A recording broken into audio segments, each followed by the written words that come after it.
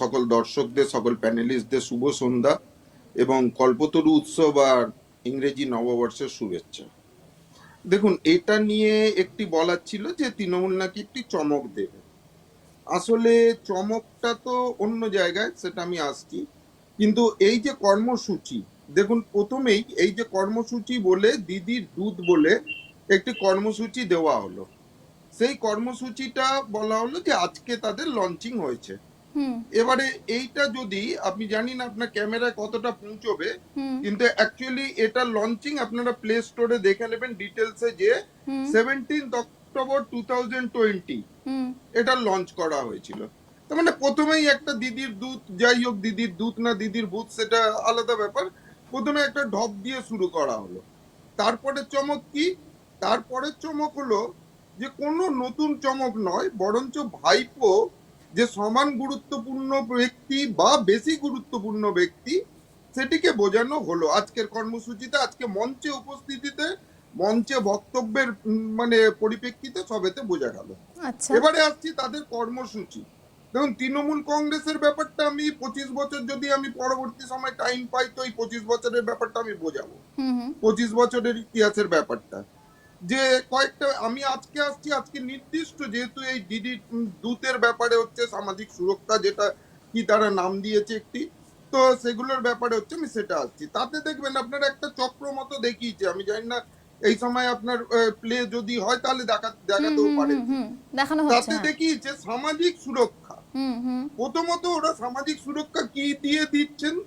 Trinamool party সুরক্ষা দিচ্ছে ধর্ষণ করে, তারা খুন করে, তারা বোমাবাজি করে, আলুর খেতেও আলুর বদলে বোমা থাকছে। এবং শিশু থেকে এর আগেও তোমার অনুষ্ঠানে অনেকবার ডিসকাস হয়েছে এই ব্যাপারটা নিয়ে যে সব জায়গাতেই বোমাবাজি হচ্ছে। তো সুতরাং এইটা হলো তাদের সুরক্ষা দেওয়া। যেখানে আমি আগেই বলেছি যে মা কাঁদছে, মাটি জ্বলছে, মাদের টেনে ইঁচড়ে নিয়ে যাওয়া হচ্ছে, মাটি জ্বলছে, তার কারণ মাটির মধ্যে থেকে বোমা পাওয়া যাচ্ছে আর মানুষ মরছে, স্বভাবতই মানুষ মরছে, সাধারণ মানুষ। বকটুইয়ের মানুষরাও তৃণমূলের হলেও তারাও মানুষ ছিল, এই রাজ্যেরই মানুষ, এবং অন্য দলের তাদেরকে খুন, যাদেরকে রাজনৈতিক খুন করা হচ্ছে তারাও রাজ্যেরই মানুষ। এরপরে স্টেজটা আসুন ওই সার্কেলটা অনুযায়ী আমি কিন্তু বলছি আপনার যে সার্কেলটা উপার্জন। উপার্জন কি? এখন তৃণমূল নতুন বলছে কাটমানি ভাগ করে খাওয়া। আজকেই একটি বিবৃতি হয়েছে তৃণমূলের জনৈক তৃণমূল নেতার যে 10 টাকা হলে সমান ভাগ যায়। তার মানে কি ওনাদের এই যে উপার্জনের ব্যাপারটা একটু মনে হয় রিস্ট্রাকচারিং হয়েছে। এক তৃণমূল এমপি তোলা হিসেব একটা দিয়েছিলেন, তোলা সেন নাকি নাম, উনি আবার তোলাবাজির অঙ্কটা বুঝিয়েছিলেন, 25% রেখে 75 ভাগ কালীঘাটে পৌঁছে দিতে হবে নাকি একটা বলেছিলেন। যাই হোক, ওই এই উপার্জনের সিস্টেমটা হয়তো অন্য হয়েছে। আবার ভাগ করে খেলেও বাদুসে গোতে হয়, সেটাও তৃণমূল বুঝিয়েছে। বেশ, তো এইটা হলো উপার্জনের ব্যাপার। এবং 100 দিনে দুর্নীতি, আবাস যোজনা দুর্নীতি তো আছেই। এগুলো হচ্ছে তৃণমূলের উপার্জন, মানে তোলা তুলে তৃণমূলের উপার্জনটা হবে। এবারে খাদ্য, খাদ্য কি হচ্ছে? কেন্দ্র পাঠাচ্ছে, তৃণমূল নেতারা চুরি করছে। এ নিয়ে রেশন ডিলার থেকে জায়গায় জায়গায় বিক্ষোভ, অনেক কিছু হয়েছে। তারপরে চক্রতে আপনার তারপরে আসি আবাস। এটি ইতিমধ্যে বিশাল ব্যাপার হয়ে গেছে আবাস।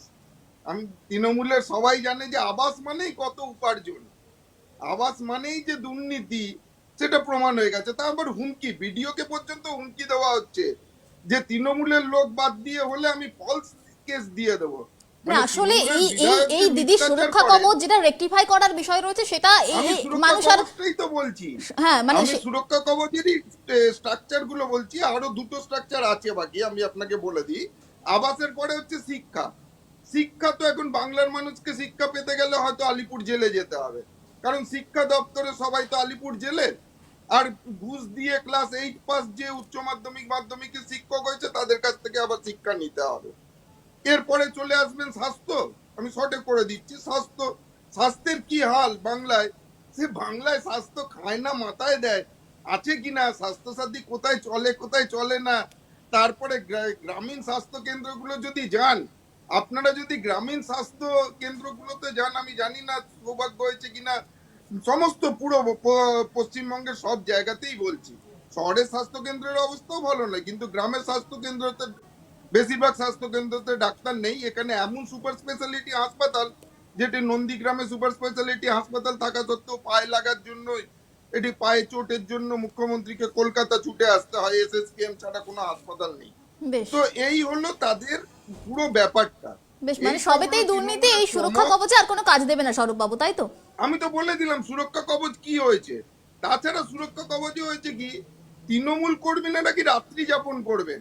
এটি একটি বিরাট ভয়ের। বাংলার এবারে মা বোনদের বলবো, আপনারা একটু নিজেদের সুরক্ষার বন্দোবস্ত করুন, কারণ তৃণমূল যে কি করতে পারে এবং তারপর বেশ হাসকালির মতো যে ডেড বডি কি হতে পারে সেটা আমরা সবাই জানি। তো বেশ বেশ সুরক্ষার যে ব্যাপারটা, এবং তৃণমূল যে ওখানে সুরক্ষা করতে গিয়ে চুরি করবে না, কারণ জানেন তো বাংলায় একটা একটা আমাদের সময় একটা সিনেমা খুব জনপ্রিয় হয়েছিল, যে সিনেমার ডায়লগ ছিল, যে আমি যখন কলেজে পড়ি, যে হেরে যে যে জেতে তাকে নাকি বাজিগর বলে। আর জানেন তো যে যারা চুরি করে ধরা পড়ে যাওয়ার পরেও যাদের বাতেলা কমে না, সব জায়গায় বাতেল কলার উঁচিয়ে চলতে পারে, তাদের তোলামূল বলে। বেশ স্বরূপ বাবু, আমি বিরত করলাম। প্রদীপ বাবু বলতে চাইছেন।